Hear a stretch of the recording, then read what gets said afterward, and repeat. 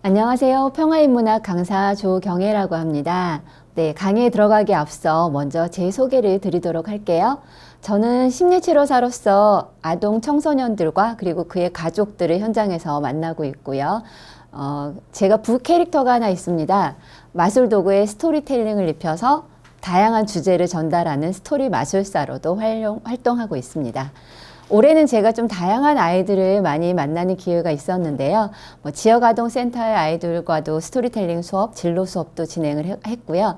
그리고 북한 이탈 주민들의 아이들과 같이 마술을 이용해서 좀 더 자신을 전달할 수 있는 이런 수업도 조금 진행을 해봤습니다. 그리고 현재는 경기 꿈의 학교에 선정이 되어서 이야기 마법학교라는 것을 운영을 하고 있고요. 아이들과 또 역시 진로와 스토리텔링 그리고 마술을 활용해서 같이 활동을 하고 있는데요. 이렇게 다양한 아이들을 만나다 보니 아이들이 가지고 있는 평화라든지 민주주의라든지 폭력에 대한 어떤 개념들을 아이들이 좀 잘 인식을 못하고 있는 경우가 굉장히 많더라고요. 그래서 제가 이제 평화인문학 강좌를 접하게 되면서 아이들과 이런 부분에 대해서 좀 더 많이 공부하고 같이 활동하고 있습니다. 오늘은 다양한 매체 중에서 그림책을 이용한 평화인문학 강의를 한번 해보려고 하는데요. 오늘은 3권의 그림책을 가지고 전쟁과 평화에 대해서 한번 이야기 나눠보도록 하겠습니다. 여러분들은 전쟁하면 어떤 것들이 떠오르시나요? 네, 전쟁하면 우선 군인들이 먼저 떠오르죠. 총과 무기들이 떠오르고요. 그리고 핵무기, 폭탄 이런 것들도 떠오르죠. 그리고 많은 사상자들도 떠오르고 폐허가 된 건물들도 떠오릅니다. 사전적 의미로 전쟁은 둘 이상의 서로 대립하는 국가 또는 이에 준하는 집단 간의 군사력을 비롯한 각종 수단을 사용을 해서 상대의 의지를 강제하려고 하는 어떤 행위 또는 그 상태를 말한다고 합니다. 여러분들은 그렇다면 전쟁이 무엇이라고 생각이 드시나요? 먼저 그림책을 하나 소개하도록 하겠습니다. 니콜라이 포포포의 왜라는 그림책인데요. 이 그림책은 글이 없이 그림으로만 이루어져 있습니다. 첫 장에 보면 아주 평화로운 모습의 개구리를 볼 수가 있어요. 아주 멋진 정장을 입고 꽃을 한 송이 들고 있습니다. 네, 그리고 그 다음 장면을 보면 두더지가 나오네요. 저는 이 그림을 보면서 시골지와 서울지가 생각이 났어요. 네, 이렇게 제가 그림책 내용을 다 알려드릴 수는 없기 때문에 굉장히 상징적인 의미가 있는 두 컷의 그림을 가져왔는데요. 지금 보시는 장면이 마지막 장면입니다. 도대체 이들에게 무슨 일이 일어났던 것일까요? 네, 아까 처음에 봤던 개구리의 그 평화롭고 좀 편안했던 평온했던 모습과 그리고 두더지가 나타나면서 지금은 황폐한 숲에 두 두더지와 개구리가 앉아있는 모습을 볼 수 있는데요. 도대체 이들에게는 무슨 일이 일어났는지 우리 왜라는 질문을 한번 던져보도록 하겠습니다. 둘은 어떤 사이일까요? 둘이 갖고 있던 물건이 바뀌었죠. 그렇다면 이 두 물건은 왜 바뀌었을까요? 자, 이들에게 어떤 일이 있었을까요? 저곳은 어떤 곳이고 또 푸른 초원은 왜 잿더미가 되었을까요? 지금 그들의 기분은 어떨까요? 서로에게 질문을 하고 있진 않을까요? 우리도 이렇게 여러 가지 질문을 한번 해보도록 하겠습니다. 여러분들이 그림책을 접하지 않은 상태에서 질문을 한다는 게 좀 어렵다라고 생각하실 수도 있는데요. 일단 상징적으로 보이는 그림 2개를 보고 작가가 어떤 의도로 이런 그림을 그리게 되었는지 한번 질문을 해보는 것도 좋은 경험이 될 것 같습니다. 자, 이 질문 중에서 보면 제가 한 가지만 같이 이야기를 나누자면 둘이 갖고 있던 물건이 바뀌었어요. 기억하시나요? 첫 번째 장에서 개구리가 들고 있던 꽃을 마지막 장에서는 두더지가 들고 있습니다. 물론 황폐한 숲에서 다 시들어져 있는 꽃이었죠. 마찬가지로 두더지가 들고 있던 멋진 우산이 마지막 장면에서는 개구리가 들고 있습니다. 물론 다 찢어져 있고 더 이상 쓸 수 없는 우산의 모습이죠. 니콜라이 포포포는 이 그림을 통해서 아주 많은 것을 전달하고자 했습니다. 이 책은 글이 없이 그림으로만 이루어졌다고 말씀을 드렸는데요. 니콜라이 포포포는 러시아의 전통을 간직한 아름다운 옛도시 사라토브에서 태어났다고 합니다. 어릴 적 전쟁을 겪으면서 평화로웠던 도시가 황폐해지는 전쟁의 아픔을 생생하게 기억하고 있죠. 그래서 포포포는 어린이들에게 전쟁의 어리석음을 알리고 얼마나 쉽게 사람들이 폭력에 빠져드는지를 알려주는 것이 그들이 나중에 자라나서 평화를 지키는데 큰 힘이 될 것이라고 생각했다고 합니다. 그래서 그런 의미에서 이 책을 지었다고 하는데요. 작가는 제가 생각했을 때는 글 하나 없이도 자신이 전달하고자 하는 메시지를 매우 명확하게 전달하고 있다고 생각이 듭니다. 여러분들도 꼭 한번 살펴보시면 좋은 그런 그림책인 것 같아요. 네, 그러면 다음은 저희가 평화에 대해서도 한번 이야기를 나눠보도록 할게요. 그렇다면 앞에서 이제 전쟁에 대해서 알아봤어요. 전쟁은 어떤 국가 간, 어떤 집단 간의 무력 충돌이라고 한다면 평화란 그럼 무엇일까요? 역시 마찬가지로 사전적 정의를 먼저 살펴본다면 어떤 그 인간 집단 상호 간에 무력 충돌이 일어나지 않은 상태를 말합니다. 평온하고 화목하고 그리고 전쟁이나 분쟁이 없는 어떤 일체의 갈등이 없는 평온한 상태를 말하는 거죠. 자, 그렇다면 이번에도 평화와 연관된 그림책을 한 권 같이 살펴보도록 할게요.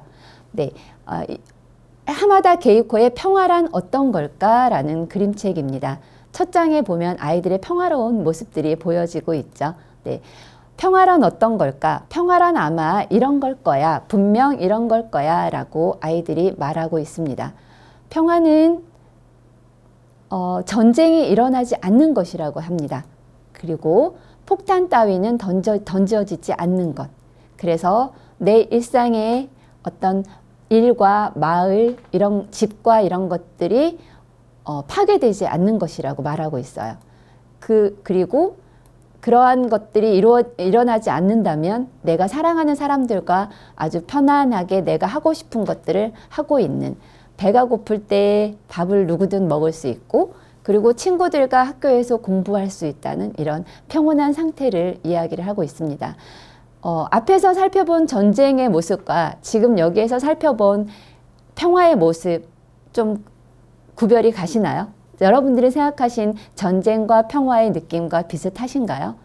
여러분들은 아마 전쟁을 겪어보지 않은 세대이기 때문에 전쟁에 대한 감이 잘 안 오실 거라고 생각이 듭니다. 그래서 제가 영상을 하나 준비했어요. 전쟁이 일어나지 않는 상태, 그리고 사랑하는 사람과 평범한 일상을 누리는 것이 과연 어떤 것일까? 영상을 하나 살펴보고 다시 이야기 나누도록 하겠습니다. Happy birthday to you. Make a wish. Granny. Hello. Have you done your homework? Ada. For a general strike. Ready or not? Here it comes. Violent clashes with British. Live ammunition against. Deserve to get shot. Mum.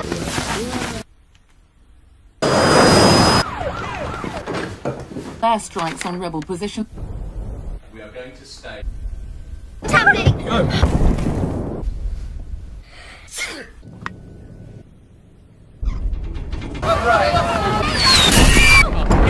Heavy fighting in Richmond.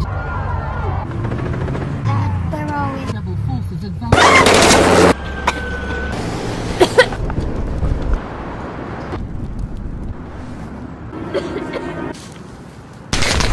Daddy!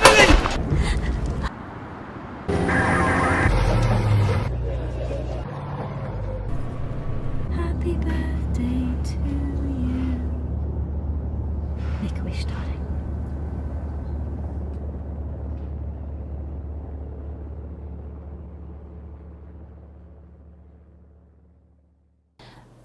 영상이 어떠셨나요? 네, 여러분이 생각하는 전쟁과 평화에 대해서 혹시 다시 생각해 볼 수 있는 기회가 되셨나요? 시리아 내전을 주제로 만든 공익 광고 영상이었습니다. 한 아이의 눈을 통해서 바라본 전쟁의 어떤 공포, 생각보다 무섭죠. 아주 굉장히 상징적으로 두 컷의 장면이 찍혀서 보여졌는데요. 평범하게 생일을 맞이하던 아름답고 편안한 소녀의 맛있고 아름다운 케이크와 그리고 전쟁 속에서 또다시 맞이한 생일 케이크, 초 하나밖에 꽂을 수 없는 아주 초라한 생일 케이크였죠. 그래도 어떻게 보면 이 소녀는 그래도 선택받은 소녀라고 볼 수 있습니다. 초 하나를 꽂아줄 부모가 함께하고 있으니까요. 만약에 전쟁 고아라도 됐다면 그마저도 기대할 수 없겠죠. 저는 이 짧은 영상을 보면서 굉장히 많은 생각을 하게 되었어요. 그래서 보통 우리들이 평화를 이야기할 때 그래서 보통 전쟁이 일어나지 않는, 그래서 국가 간의 갈등이나 분쟁이 없는 그런 평화로운 세상을 이야기하곤 하나 봅니다. 자, 여러분들은 그러면 평화에 대해서 어떻게 생각하시나요? 내가 생각하는 평화란, 내가 땡땡이라는 말로 한번 바꾸어서 생각을 해보시면 좋을 것 같아요. 내가 생각하는 평화란 다양하겠죠. 내가 생각하는 평화란 편안하게 내 침대에서 잠을 자는 것이다 라고 생각하는 분들도 계실 거고요. 또 내가 생각하는 평화란 가족끼리 다투지 않는 것이다 라고 생각하는 분들도 있으시겠죠. 저는 제가 생각하는 평화는요, 제 방에서 아무도 방해받지 않고 밤새 내가 원하는 마술 도구를 꺼내어 연구할 수 있는, 이게 바로 평화가 아닐까 생각 한번 해봤습니다. 네, 여러분들도 한 번쯤 각자가 생각하는 평화에 대해서 정의를 내려보시는 것도 좋을 것 같습니다. 이번에는 마지막으로 전쟁을 평화로 바꾸는 방법이라는 그림책을 한 권 더 제가 소개해 드릴 텐데요. 이 그림책에는 아주 많은 전쟁에 필요한 용어들이 나와 있습니다. 역시 그림책 내용을 제가 다 보여드릴 수는 없기 때문에 굉장히 상징적인 컷만 몇 개 소개해 드릴 테니까요. 여러분들께서 꼭 한번 읽어보시기 바라겠습니다. 자, 여기 나오는 아이가 하나 있죠. 수지라는 아이입니다. 만약에 수지가 내가 모래성을 쌓고 있는데 왔어요. 그러더니 내 옆에다가 모래성을 쌓습니다.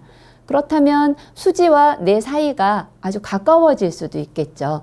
내 모래성과 수지의 모래성이 가까이 달라붙는다면 둘 사이가 분쟁이 일어날 수도 있어요. 나빠질 수도 있는 거죠. 두 모래성 사이에 땅을 주고 말썽이 생길 수도 있으니까요.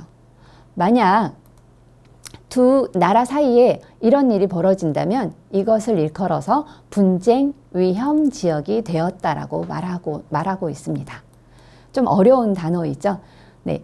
만약에 이 분쟁 위험 지역에서 수지가 내가 파놓은 물길에 열심히 물길을 만들어 놓았는데 자기의 모래성 안에서 퍼낸 모래를 내 물길에 버렸다면 무슨 일이 생길까요? 나는 못마땅하겠죠. 그럼 저리 비켜! 라고 소리를 지를 수도 있어요. 그렇다면 수지는 너가 비켜! 하고 또 반대로 같이 맞받아서 소리를 칠 수도 있겠죠. 바로 분쟁이 일어나는 것입니다.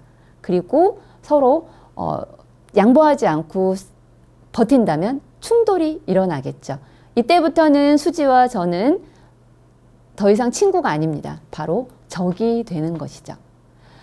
수지가 만약에 삽을 들고 이렇게 치켜드는 행동을 보여요. 이거는 경고 신호를 보냈다라고 볼 수 있습니다. 그리고 야, 나 삽을 던져버릴 거야! 라고 말로 할 수도 있어요. 그거는 바로 선전포고를 날린 셈이 됩니다. 그렇다면 나는 가만히 있을까요? 나도 내가 갖고 있는 근사하고 멋진 많은 삽을 과시를 하겠죠. 이것을 전쟁이 일어나지 않도록 하는 전쟁 억제력이라고도 하고요. 이런 다양한 삽과 많은 삽들을 보여주는 것들을 전쟁 억제 무기라고도 합니다. 자, 이렇게 이 그림책에서는 굉장히 다양한 이야기들을 하고 있는데요. 제가 에피소드를 이야기할 테니까 떠오르는 단어를 한번 적어보시기 바라겠습니다. 자, 만약에 내가 수지에게 먼저 삽을 던졌어요. 먼저 선전포고를 한 건 수지였지만 제가 앞서서 삽을 수지에게 던졌습니다. 그런데 수지는 빗맞았어요. 그랬더니 화가 난 수지가 제게 삽을 던졌습니다. 제가 맞은 거예요. 이거는 어떤 상황일까요? 네, 바로 이런 걸 보복 공격이라고 합니다. 자, 그러면 다음으로 나는 이제 당했어요. 기분이 너무 나쁘고 제가 제일 보니까 내가 이길 수 없을 것 같아요. 그러면 내 편이 되어줄 친구를 불러 모으기도 합니다. 이렇게 친구들을 내 편이 되어줄 친구들을 불러 모으는 것을 무엇이라고 할까요? 제가 시간을 1, 2, 3초를 드릴 테니까 한번 적어 보시기 바라겠습니다. 하나, 둘, 셋, 네. 떠오르셨나요? 네, 이런 관계를 동맹관계라고 표현을 하죠. 네, 그래서 동맹국이라고 표현을 하기도 합니다. 자, 다음은 친구들과 내가 동맹관계인 친구들과 쟤를 어떻게 하면 내가 이길 수 있을까를 의논하고 있는 사이에 그 틈을 타서 수지가 제 모래성에 물을 끼얹어 버렸어요. 그렇다면 이거는 어떤 상황일까요? 네, 이것도 한번 적어 보시기 바라겠습니다. 네, 맞아요. 기습 공격을 당한 셈이 되겠죠. 나는 무방비 상태에서 수지의 공격을 받게 된 것입니다. 자, 한 가지만 더 해볼까요? 네. 내 편도 수지 편도 아닌 친구가 있습니다. 그런 친구가 우리 사이를 중재를 하려고 해요. 이 친구는 어떤 친구일까요? 네, 많이 아시겠죠? 요거는 중립을 지키고 있는 국가로 따지면 중립국이 될 수도 있고요. 이런 중립적인 자세를 가진 친구들은 내 편도 수지 편도 아닌 상태에서 서로의 전쟁을 그러니까 잠재우기 위해서 많은 노력들을 하죠. 지금 현재 유엔에서 보면 이런 다양한 중재 역할들을 많이 하고 있습니다. 빈곤 퇴치라든지 전쟁은 물론이고요. 어떤 평등에 대한 것들도 많이 역할을 해주고 있죠. 자, 그러면 우리 이렇게 전쟁하고 떠올리니까 조금 잘 안 와닿을 수도 있지만 우리 일상에서도 사실은 전쟁과 평화가 굉장히 많이 일어나고 있죠. 일상에서의 전쟁과 평화에는 어떤 것들이 있을까요? 네, 떠올리시는 걸 지금 한번 각자 이야기 한번 해보시기 바라겠습니다. 네, 아주 쉽게는 엄마 아빠의 싸움도 될 수 있겠죠. 네, 나는 정말 엄마 아빠가 싸우는 게 정말 싫은데 엄마 아빠가 많이 싸우는 집들도 많이 있습니다. 그리고 우리들 흔히 좀 조폭이라고 표현을 하죠. 이런 조직 폭력배들의 어떤 갈등, 집단 간의 싸움, 이것들은 살인으로 이어지기도 합니다. 그리고 많은 문제가 되고 있지요. 데이트 폭력이라든지 그리고 학교 폭력들, 그리고 우리들이 흔히 TV를 틀면 나오는 국회의 난장판 된 싸움, 이런 것들도 하나의 폭력이라고 볼 수 있습니다. 이렇게 일상에서도 아주 다양한 우리 그 폭력들에 대해서 알아볼 수 있는데요. 우리가 보통 평화를 이야기할 때는 여러 가지의 의미의 평화를 이야기를 합니다. 여러분들 많이 들어보셨을 거예요. 소극적 평화, 적극적 평화, 이런 이야기들 많이 하죠. 중세시대부터 근대를 지나오면서 이 평화에 대한 이야기들은 좀 많이 변화가 되었는데요. 자세한 그런 이야기는 제가 나중에 만나서 하도록 하고요.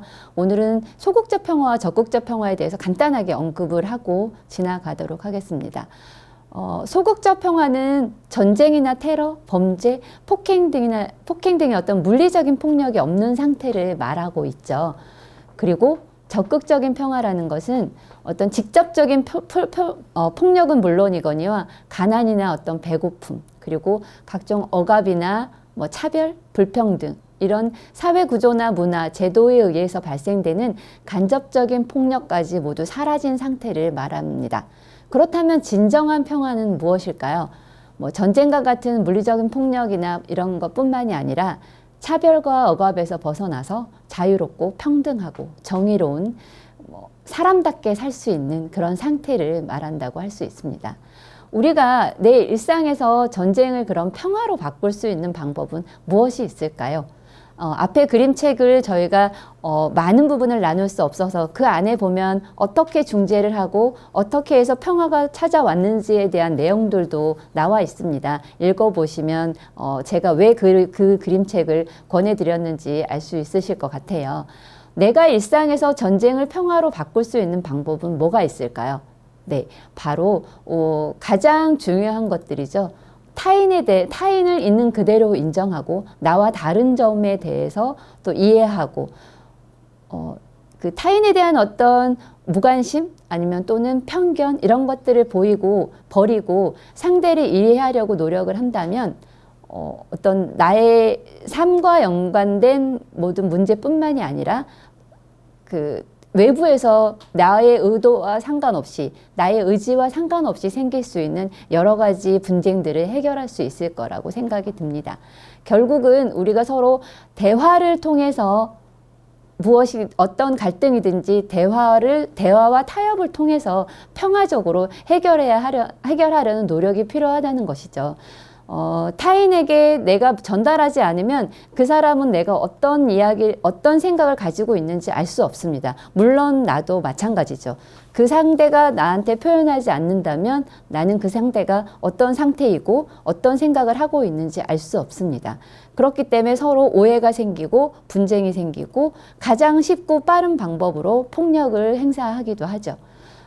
지금 우리 한국 사회 같은 경우에는 굉장히 많은 다양한 문제들이 산재해 있는데요. 특히 다문화나 다문화라는 단어 자체도 지금 좀 평등과는 좀 거리가 멀다라는 이야기가 많이 나오고 있고요. 북한 이탈 주민들도 마찬가지고 저희 구성원들이 정말 다양한 구성원들이 같이 어우러져서 생활을 하다 보니 어떤 평등이라든지 어떤 편견이라든지 이런 것들에 대한 이슈들이 계속 많이 나타나고 있는 것 같습니다.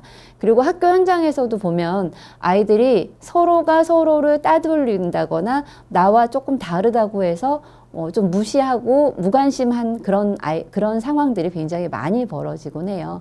그래서 일단은 우리들이 가장 크게 해야 할 것은 상대를 이해하고 받아들이는 것. 그리고 그 상대가 그럴 수도 있겠구나 라고 공감하는 마음을 기본적으로 갖는다면 우리들이 좀 더 평화롭게 살아갈 수 있을 것이라고 생각이 듭니다. 제가 여러분들께 카드를 한 가지 보여드리려고 해요.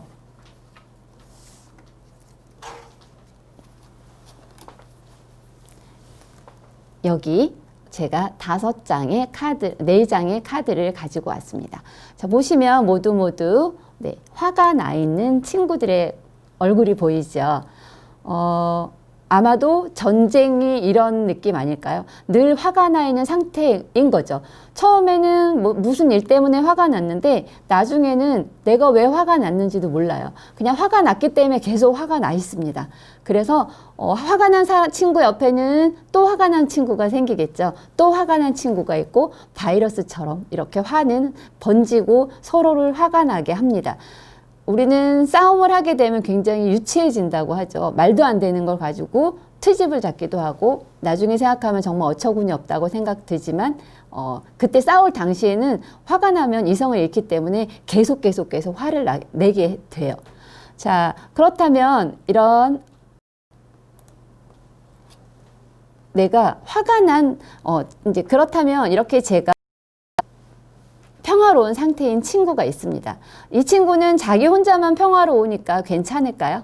네, 내가 속한 안정된 상태, 그 상태에 만족하지 않고 이 친구는 이렇게 화가 난 친구들의 모습을 바라보게 됩니다. 그리고 나의 시야 밖에 어떤 차별받는 사람, 정의롭지 못한 사람들에 대해서 적극적으로 대응을 하려고 해요. 자, 이 친구는 이 평화는 어떻게 전쟁이라는 친구에게 다가갈까요? 자, 전쟁 친구를 만났습니다. 화가 난 친구를 만나서 이 친구를 버렸습니다. 적극적인 대응을 한 거죠. 그리고 나서 서로에게 관심을 두고 대화로 어려움을 극복합니다.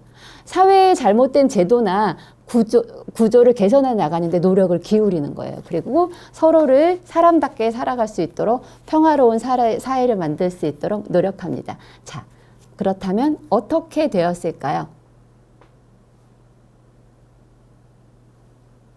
5. 평화는 또 바이러스처럼 전쟁이 일어난 곳의 모든 화나 폭력을 잠재우고요. 이렇게 평화로 물들게 합니다. 우리들이 모두 나 혼자만의 평화, 나 혼자만의 어떤 안정을 추구하는 것도 중요하지만 우리 함께 살아가는, 더불어 살아가는 이 사회에서 함께 하는 것에 또 다른 사람과의 어떤 일, 나와 상관없다고 생각하는 일들도 연대하여 같이 고민해 보는 것들이 우리 사회를 정말 평화롭고 살기 좋은 사회로 만들어갈 수 있다라고 생각이 듭니다. 네, 오늘 어떠셨나요? 제가 평화와 전쟁에 대한 이야기를 주제로 여러분들과 그림책 3권을 가지고 이야기를 나누었는데요. 제가 아주 유튜브를 찾다 보니까 굉장히 재미있고 좀 우리들한테 전해주는 메시지가 좀 재미있는 그런 영상이 하나 있어서 따왔습니다. 평화의 세상이라는 노래인데요. 온유초등학교 6학년 6반 교사와 학생들이 만든 평화 노래입니다. 함께 들어보시면서 오늘 제 이야기 여기서 마치도록 하겠습니다. 감사합니다.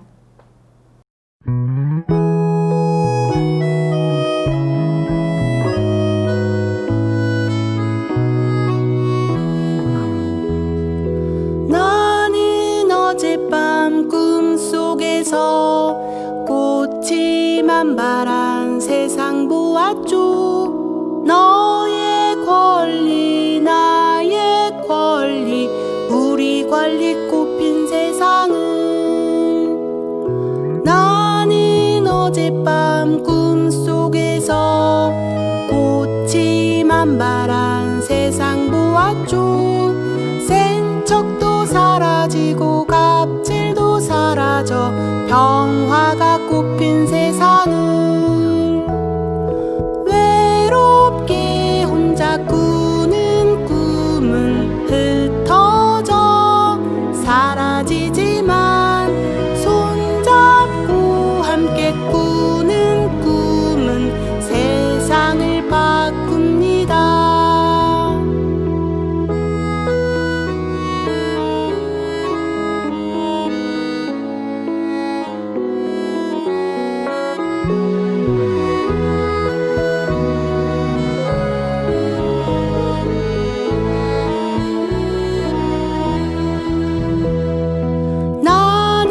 어젯밤 꿈속에서 꽃이 만발한 세상 보았죠. 끼리끼리 어울려도 모두가 사이좋아 화목이 꽃핀 세상은 나는 어젯밤 꿈속에서 꽃이 만발한 세상 보았죠. 서로가 아낌없이 믿어주고